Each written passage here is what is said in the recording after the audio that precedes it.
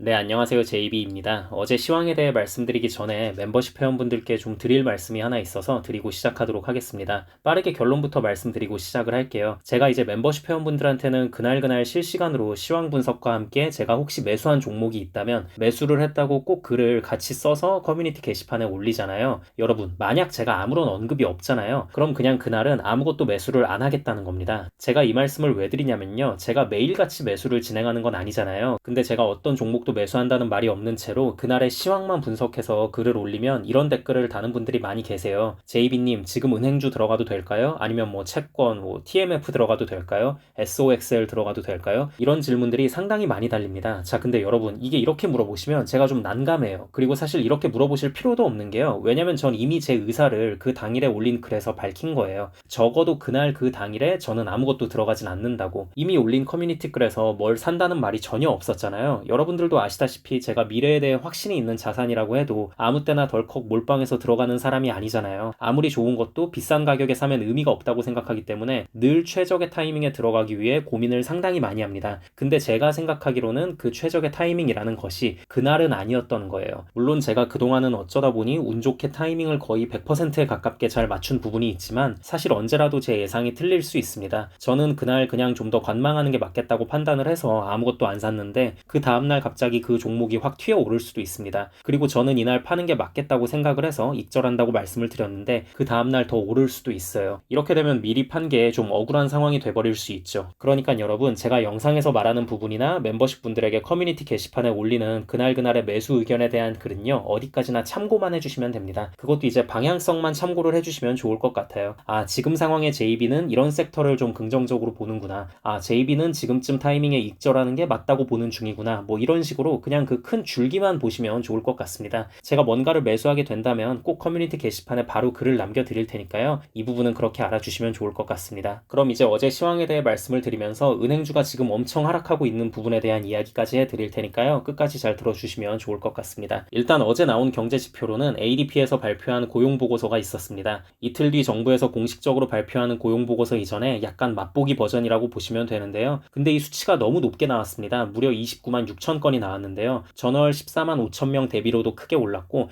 예상치인 14만 2천보다도 훨씬 더 높은 수치가 나왔습니다.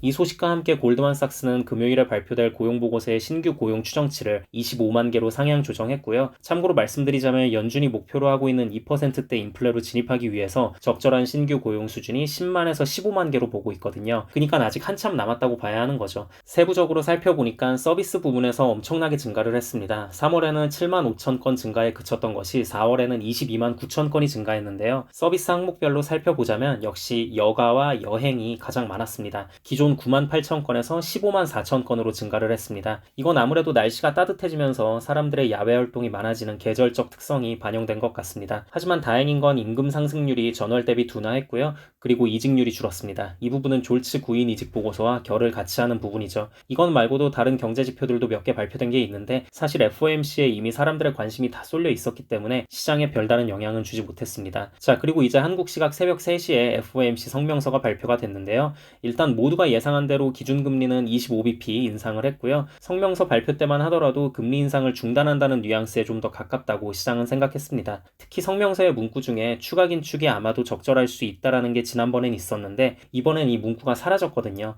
저 문구를 없애고 추가 긴축의 적절한 범위를 결정하기 위해 금융 상황을 보겠다는 문구가 추가가 됐습니다. 그러니까 금리를 무조건 막 올리는 게 아니라 돌아가는 상황을 보고 판단을 하겠다는 건데요. 이건 상당히 시장을 안심시킬 수 있는 부분이었죠. 그리고 이 문구가 확인되자마자 연준의 비공식 대변인인 닉 티미라우스 기자가 바로 트위터를 올렸는데요. 성명서의 이런 문구는 과거 금리 일시 중단 때와 비슷한 방식이라고 말을 했습니다. 그리고 이어진 파월의 주요 발언 몇 개를 살펴보자면 다음과 같습니다. 일단 은행들의 혼란이 자연스러운 긴축 효과를 불러일으킬 수 있다고 언급을 했습니다. 은행들이 계속 대출을 줄이고 있기 때문에 금리를 생각보다 많이 인상할 필요가 없을 수도 있다는 것은 안다고 말했고요. 그리고 역시나 이건 매번 하는 말이긴 하지만 데이터에 의존한다. 오늘 일시 중단 결정이 내려진 건 아니고 데이터상에서 확인이 돼야 금리 상승이 중단될 수 있는 것이고 앞으로 나타나는 경제 지표들이 더 큰 긴축을 요구한다면 그에 맞는 조치를 취할 준비가 돼 있다고 언급을 했습니다. 이것 말고도 이런저런 발언들을 종합해 봤을 때 이미 꽤 높은 수준의 긴축을 진행했다고 말을 했고요. 다만 데이터의 물가 둔화가 보이는 것이 중요하기 때문에 여전히 금리 상단은 더 열어놓겠다는 말을 했다고 보시면 됩니다. 비둘기라고 보기도 그렇고 매라도 보기도 보기도 좀 그렇고 애매하죠. 그래서 시장도 갈피를 제대로 못 잡고 있다가 결국 파월의 말대로 다시 경제 지표들을 들여다보기 시작한 겁니다. 그럼 오늘 발표된 지표인 ADP 고용 수치라던가 PMI 지수 같은 거 보니까 6월에 더 올릴 수도 있겠는데 하면서 결국 하락 쪽으로 방향을 잡고 나스닥 지수는 최종적으로 0.46 하락하고 마무리했다고 보시면 됩니다. 뭐 의미 있는 하락이라고 보기 힘든 수준이긴 합니다. 자, 그래서 뭐 지수 하락은 하락인데 이제 우리 구독자분들 중에선 은행주에 투자하시는 분들도 많으시니까 은행주에 대한 이야기도 좀 해보자면요. 은행주가 어제 지수보다도 더 큰 폭으로 하락을 했어요. 이게 왜 그러냐면요. 파월이 이번에 은행들이 확실하게 안심할 수 있는 발언은 딱히 해준 게 없습니다. 지난 3월에 은행 파산 사태 처음 터졌을 때만 해도 파월도 막 은행들 괜찮다고 달래주는 발언을 상당히 많이 했었는데 이번엔 그냥 뭐 원론적인 얘기만 했을 뿐이고 무슨 뭐 상황이 순조롭게 진행되고 있다거나 곧 다 해결될 거라거나 이런 식의 시장이 듣고 싶어하는 발언은 해준 게 없습니다. 그냥 넘어갔어요. 그렇다 보니 파월의 입 하나만 믿고 있었던 은행 섹터가 어제 큰 폭으로 하락을 했습니다. 그리고 우리가 또 하나 생각을 해봐야 할게요. 파월이 지난번 FOMC에 이어서 이번에도 또 약한 침체가 올 것이라고 인정을 했습니다. 여러분, 원래 정부 입장에서는요. 경기 침체라던가 이런 민감한 말에 대해서는 웬만하면 입 밖으로 꺼내지 않습니다. 오히려 늘 최대한 낙관적으로 상황을 발표하려고 애쓰죠. 근데 이렇게 지속적으로 침체 이야기를 꺼낸다는 건 확실히 경기 침체가 오긴 올 거라고 봐야 하지 않을까라는 생각이 듭니다. 그리고 어제 채권은 좋은 모습을 보였는데요. 채권 쪽에선 어제 성명서와 파월의 발언을 결국 금리 인상 중단으로 받아들인 것 같고 거기에 또 경기 침체에 대한 걱정까지 더해지면서 채권 가격이 많이 올랐습니다. 이게 좀 헷갈리는 분들이 계실 수도 있어요. 왜냐면 파월의 발언을 두고 주식 쪽에선 향후 금리 인상 더 할 수도 있겠는데 하는 쪽으로 받아들이면서 주가가 하락을 했는데 채권 쪽에선 아니야, 저거 금리 인상은 이제 끝났고 사실상 동결이라고 봐야 돼 라는 식으로 받아들이고 채권 가격은 올랐잖아요. 근데 여러분 너무 복잡하게 생각하실 거 없고요. 이게 그냥 원래 이렇습니다. 원래 똑같은 사안을 두고도 사람마다도 해석이 다 나뉘듯이 주식과 채권도 이런 식으로 다르게 해석하는 경우가 꽤 있습니다. 그러니 이건 그냥 그러려니 하시면 될 것 같고요. 하지만 전 이런 경우에는 보통 채권 쪽의 판단이 맞다고 생각을 합니다. 뭐 이것 역시 제 개인적인 생각일 뿐이니까 그냥 참고만 해주시면 될 것 같습니다. 자, 그리고 제가 한 가지만 더 말씀을 드리자면요. 어제 새벽에 올린 커뮤니티 게시글에서 말씀드리기도 했지만 유가의 가격이 뭔가 심상치가 않습니다. 어제 WTI 원유 가격이 4.27% 하락하면서 기어이 다시 60달러대에 진입을 했는데요. 이게 지금 3거래일 연속 하락하는 거고 불과 3일 동안의 하락률이 10%가 넘습니다. 미국 에너지 정보청 데이터에 따르면 휘발유 재고가 이번에 더 늘어난 것으로 나온 게 영향을 미친 것 같은데요. 재고가 늘었다는 건 그만큼 소비가 제대로 이루어지지 않고 있다는 거니까요. 근데 그렇다고 해도 일단 하락폭이 너무 과한 부분이 있습니다. 아니 오펙의 감산 조치도 있었고 거기에 어제 나온 지표들만 보면 여가, 여행 부문 고용 수치도 엄청 증가했고 또 이제 곧 여름이니까 사람들 여기저기 놀러도 많이 다니면서 계절적 수요도 많아질 텐데도 불구하고 이렇게 가격이 크게 떨어졌거든요. 이런 거 보면 유가 쪽에서는 경기 침체를 확신하고 있다고 봐야 할 것 같고 그냥 어제 나온 지표들에는 크게 의미를 안 두는 것 같습니다. 그리고 장후의 대표 반도체주인 퀄컴이 실적 발표 후 주가가 대폭락을 했습니다. 퀄컴은 애플과도 밀접하게 엮여있는 기업인 만큼 이 또한 오늘 반도체주와 증시에 충분히 안 좋은 영향을 끼칠 것 같습니다. 그래서 지금 보면 은행주도 그렇고 SOXL도 그렇고 이래저래 많은 주식들이 다시 매력적인 가격대로 진입을 한 것 같은데요. 돌아가는 상황을 보고 매수할 만한 것들이 생기면 멤버십 회원분들께는 실시간 커뮤니티 게시판을 통해 바로 말씀드리도록 하겠습니다. 네, 그럼 오늘 영상은 여기까지 하도록 하고요. 오늘도 새롭게 멤버십 가입해주신 분들이 많이 계셔서 감사 인사드리고 마무리하도록 하겠습니다. 이글님 맥도날드 멤버십 가입 감사드립니다. SW님 맥도날드 멤버십 가입 감사드립니다. 가보님 맥도날드 멤버십 가입 감사드립니다. K림욕님 맥도날드 멤버십 가입 감사드립니다. 주격청님 맥도날드 멤버십 가입 감사드립니다. 데니온님 맥도날드 멤버십 가입 감사드립니다. 노슬래비님 맥도날드 멤버십 가입 감사드립니다. 조이님 스타벅스 멤버십 가입 감사드립니다. 김상원님 스타벅스 멤버십 가입 감사드립니다. 스타버스님 스타벅스 멤버십 가입 감사드립니다. 동탄사랑님 스타벅스 멤버십 가입 감사드립니다. 딜런송님 스타벅스 멤버십 가입 감사드립니다. 말년공님 스타벅스 멤버십 가입 감사드립니다. 햇살햇살님 스타벅스 멤버십 가입 감사드립니다. 김신님 스타벅스 멤버십 가입 감사드립니다. 오림님 스타벅스 멤버십 가입 감사드립니다. JP님 스타벅스 멤버십 가입 감사드립니다. 민정희님 스타벅스 멤버십 가입 감사드립니다. 준준님 스타벅스 멤버십 가입 감사드립니다. 장지환님 스타벅스 멤버십 가입 감사드립니다. 가나킴님 스타벅스 멤버십 가입 감사드립니다.